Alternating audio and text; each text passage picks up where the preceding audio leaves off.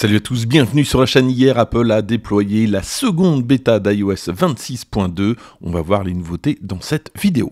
On a une mise à jour ici relativement conséquente, moins de 2 Go quand même, mais vous allez voir qu'il n'y a pas grand chose, on a quelques améliorations cosmétiques, mais finalement pas de grosses nouvelles fonctionnalités. En tout cas, si vous aimez les vidéos sur iOS, eh bien vous êtes sur la bonne chaîne, n'hésitez pas à vous abonner pour être sûr de ne louper aucune vidéo sur iOS. Cette mise à jour devrait être disponible d'ici la fin de l'année pour tout le monde. En attendant, il est possible qu'une version iOS 26.1.1 soit disponible prochainement. À propos du numéro de version, il se termine par un H, donc c'est ce que je vous disais, on devrait avoir quand même quelques mises à jour bêta, sans doute 4, pour iOS 26.2 avant la version finale. Allez, c'est parti, on commence tout de suite. Alors ici, je suis sur iOS 26.2 bêta 1, donc la version de la semaine dernière. J'avais cette animation lorsque j'activais les options ici, et avec la bêta 2, donc juste ici, voilà, regardez, on a cette petite différence, cette animation.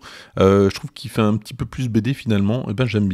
N'hésitez pas à me dire ce que vous en pensez dans les commentaires. Animation qu'on retrouve également ailleurs dans l'OS. On continue avec une autre nouveauté alors qui était déjà disponible avec iOS 26.2 bêta 1 qui concerne l'application Rappel. Et regardez, donc ça, lorsque vous allez lancer Rappel, vous allez avoir ce panneau qui vous indique notamment la possibilité d'avoir des rappels urgents. Et la nouveauté, vous venez juste de la découvrir. La semaine dernière, lorsqu'on faisait un nouveau rappel, il fallait créer donc la date et l'heure pour avoir le bouton urgent. Là, c'est plus du tout le cas.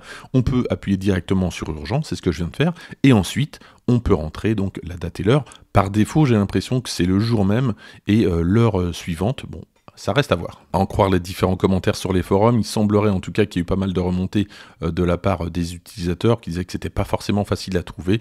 Effectivement, bon là on peut plus se tromper, on a le bouton urgent directement. Et pour ceux qui n'auraient pas vu la vidéo de la semaine dernière, tout simplement ce bouton permet de forcer l'alarme lorsque vous avez un rappel et c'est plutôt pratique. Autre nouveauté, ça concerne l'application Podcast avec la possibilité d'avoir un chapitrage automatique. Alors vous vous rappelez, c'était l'une des nouveautés d'iOS 26.2 bêta 1. Lorsque vous êtes dans la transcription, vous avez un chapitrage automatiquement créé. Maintenant, donc avec cette bêta 2, on a l'information comme quoi c'est créé par l'intelligence artificielle, mais je vous le disais aussi, la semaine dernière, j'avais pas réussi à avoir le chapitrage en français, j'avais réussi uniquement en anglais, j'ai toujours pas la possibilité de le faire en français, n'hésitez pas à me dire dans les commentaires si vous avez réussi, mais je crois pas avoir vu de commentaires en ce sens. Et c'est dommage que ça ne semble pas fonctionner en français, puisque je trouve que l'idée est vraiment très bonne de pouvoir chapitrer notamment les gros podcasts, alors même si les podcasts aux États-Unis ont quand même plus de poids qu'en France, ça prend quand même un petit peu moins en France, mais en tout cas, ça serait bien pratique.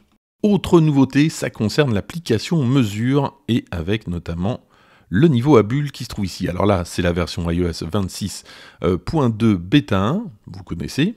Et voici la nouvelle version bêta 2, évidemment. On a l'effet Liquid Glass qui fait son apparition. C'est assez sympa de voir les bulles aussi lorsqu'elles s'entrechoquent. On a cet effet d'absorption, de rebond, c'est assez joli.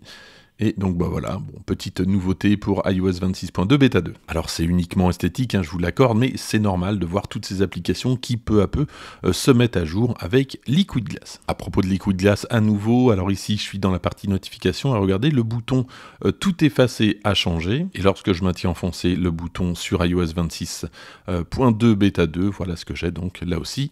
Il est d'actualité avec Liquid Glass. Et puis dans les notes de version, on apprend qu'il y a un petit souci avec AirDrop, notamment les appareils en iOS 26.2 bêta 2 ne reconnaissent pas les appareils en iOS 26.2 bêta 1 s'ils sont sur tout le monde. Alors la solution d'Apple, c'est soit de passer les deux appareils en iOS 26.2 bêta 2, ou l'autre solution, c'est tout simplement d'avoir dans les contacts l'adresse du compte Apple ID de l'autre appareil. La semaine dernière, je vous faisais part aussi d'une petite remontée concernant VoiceOver. J'avais l'impression que dans certains cas, VoiceOver n'était pas forcément très accessible. Ça semble mieux, en tout cas, j'ai pas eu de problème pour le moment avec iOS 26.2 bêta 2. En matière de batterie, alors j'ai pas assez de recul pour vous faire un point depuis hier, mais depuis toute la semaine, j'ai pas noté un seul problème de batterie. J'ai eu très peu de témoignages, mais j'en ai eu quand même des personnes, des utilisateurs qui témoignaient d'un problème de batterie avec la dernière version. Bon, ça semble plutôt localisé. Il semblerait en tout cas que cette version soit assez optimisée en matière de batterie. Ce matin, j'ai fait le tour des forums, j'ai pas noté de problème particulier. Il semblerait que tout fonctionne globalement bien, en tout cas avec cette nouvelle version. Soyez toujours prudent si vous l'installez sur votre téléphone principal. Voilà ce que je pouvais vous dire donc sur iOS 26.2 Bêta 2. Si vous avez aimé cette vidéo, n'hésitez pas à la liker, à la partager, à vous abonner. Et moi je vous dis donc à bientôt pour d'autres mises à jour iOS.